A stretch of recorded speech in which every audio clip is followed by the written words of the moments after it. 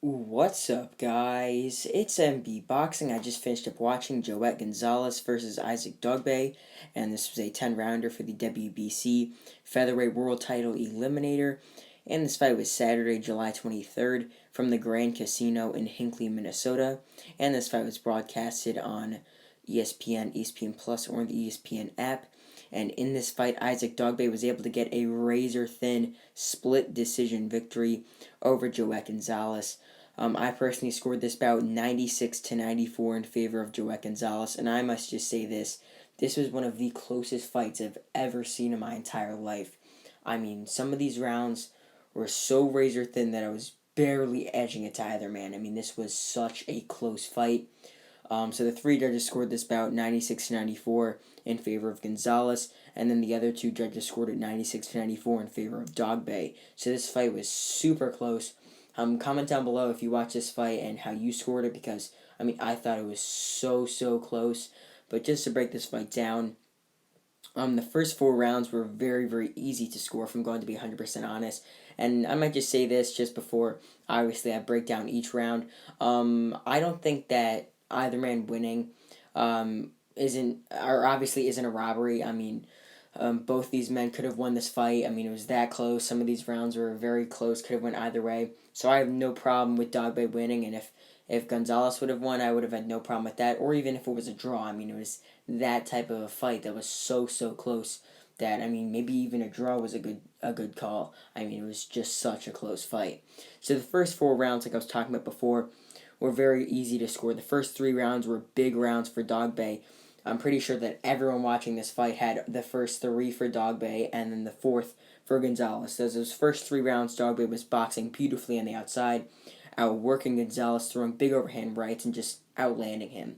Then round four came along, and the biggest punch of the fight was landed there, where whilst both of them were exchanging on the inside, Gonzalez landed a huge right hand over the top, a very short, big right hand over the top on sort of the side of the head of Dogboe that sort of buckled his knees a bit and hurt him. And that was a big fourth round for Gonzalez, as he was able to really just walk down Dogboe throughout. Then round five, I actually edged to Dogboe because I thought that Dogboe was able to sort of neutralize the come forward fighting or pressure fighting of Gonzalez, but round five could have definitely been a round you could have given to Gonzalez. But then I gave round six, 7, and 8, and even 9 and 10 to Gonzalez. I mean, round 9 was a very close round. That was a round that you could have actually given to Dogboe. He actually worked very well boxing in the first couple minutes, or the first minute and a half, but then the second half of that round, the other minute and a half, Gonzalez started to walk forward and land some of his own punches and actually was able to sort of neutralize the boxing of Dogboe and land big shots. So that's why I edged it to Gonzalez. But those other rounds, like round 6, 7, and 8, I thought they were pretty clear for Gonzalez. Gonzalez started to walk down Dogboe, and Dogboe started to tire a bit in those rounds. And I thought he won them pretty clear. Then round 10 came along. Very close round as well. I mean, those last two rounds were so pivotal in this fight. I mean, if Dogboe would have not been on his toes in round 9 and 10, I mean, it really could have went either way on the judges' scorecards. I know I gave both of them to Gonzalez, but I definitely know that the two judges who gave Dogboe the fight definitely gave him round 9. And if he did not start out boxing that round, he could have definitely lost this fight, or they could have gave it a draw. But yeah, in round 10, I also gave it to Gonzalez because I thought he worked well towards the latter half and the middle of the round as well. So yeah, this fight was very close, and this goes into the question, what is next for both fighters? First with Isaac Dogboe, who got the victory here by split decision. This was an eliminator, so in his next fight, I mean, there's always a shot that he could face the WBC world champion, who is Ray Vargas, but that could be a very slim possibility considering that Vargas is a really Showtime and PBC fighter, and Dogboe fights primarily here, where this fight was on ESPN, and with Top Rank said this fight with Ray Vargas could happen in a while. But first, Dogboe might have to face someone who's well inside the top 15 of the WBC, maybe for a final eliminator, or someone like that for an interim title.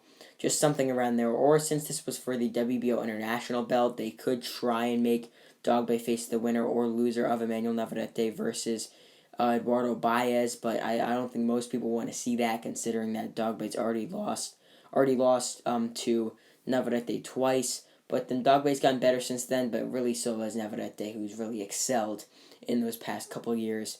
But as for Joet Gonzalez, losing here for the third time, this was a very, very hard loss because of how close this fight was. But, really, I think he's going to battle back in his next couple fights, take on guys who are ranked in the top 25, get solid wins, and then just get right back in there inside the top 15 of this weight class and face more guys around that level and really just start building himself up, and getting himself back into title contention, because he's definitely one of the top 15 best guys in there, but really he just has to build himself up back with some more wins over some credible opponents. So overall, Isaac Dogboe gets a razor thin split decision victory over Joet Gonzalez to win the WBC featherweight world title eliminator. And yeah, that's really it. I'm MB Boxing. Thanks for watching, and I'll see you guys later.